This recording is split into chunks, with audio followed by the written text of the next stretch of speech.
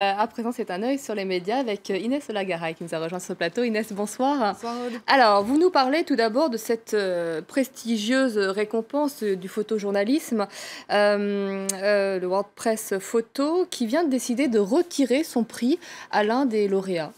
Absolument, il s'agit de Giovanni Troilo, le malheureux. Son cas fait débat depuis déjà quelques jours. Alors il a été récompensé pour une série de photos qui s'intitule Le cœur noir de l'Europe, une série de photos récompensée dans la catégorie problématique contemporaine. Et comme le titre cet article de Télérama, la problématique est devenue une polémique sur la mise en scène. Alors on voit ici l'une des fameuses photos. Elle fait partie donc d'une série de 10 clichés qui veulent en fait montrer la ville belge de Charleroi rongée par la pauvreté, par le déclin industriel. Mais pour le bourgmestre de la ville, c'est-à-dire le maire, Paul Magnette, c'est tout sauf du journalisme. Alors il est cité ici dans cet article du quotidien belge Le Soir. Il parle d'une mise en scène renforçant la dimension dramatique des images.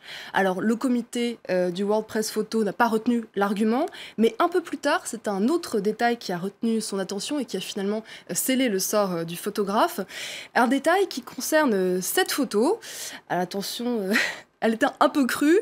La légende dit, voilà, à Charleroi, le Belge Vadim, un peintre qui utilise des modèles vivants, crée une œuvre inspirée d'une peinture. Alors après enquête, il s'avère que cette photo a en réalité été prise à Molenbeek et non à Charleroi comme le prétendait le photographe.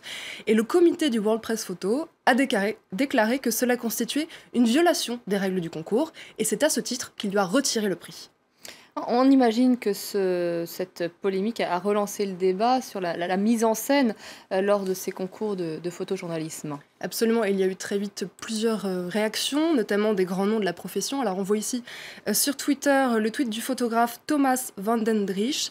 Il se dit triste et il se demande s'il s'agit là peut-être d'un nouveau point de départ sur les dérives d'un certain photojournalisme. Et puis dans cet article publié sur le site de France Télévisions, c'est le directeur du Visa pour l'image qui, lui, il va plus fort. Il dit, voilà, ils viennent tout simplement de se tirer une balle dans le pied et le festival du Visa pour l'image a déjà annoncé qu'il annulait la traditionnelle exposition des photos du World Press pour sa prochaine édition. Un tout autre sujet à présent, dimanche, nous serons le 8 mars, oui, ça c'était prévu, c'est la journée de la femme, comme chaque année, et évidemment, il y a de très nombreuses initiatives. Voilà, donc c'est une journée, entre autres, pour dénoncer les abus dont sont victimes les femmes, comme par exemple le harcèlement sexuel.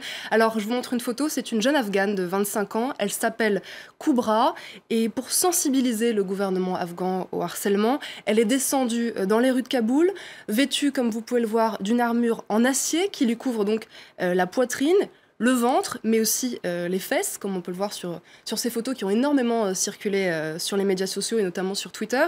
Alors la jeune femme a pu être contactée par les observateurs de France 24. Elle a raconté son histoire, donc Koubra explique qu'elle s'est rendue dans une rue passante et puis très vite, elle est entourée d'une foule d'hommes qui commencent à l'insulter, à lui jeter des pierres et puis même à la frapper. Alors la jeune femme est obligée de monter dans un taxi en fait pour échapper à ses agresseurs.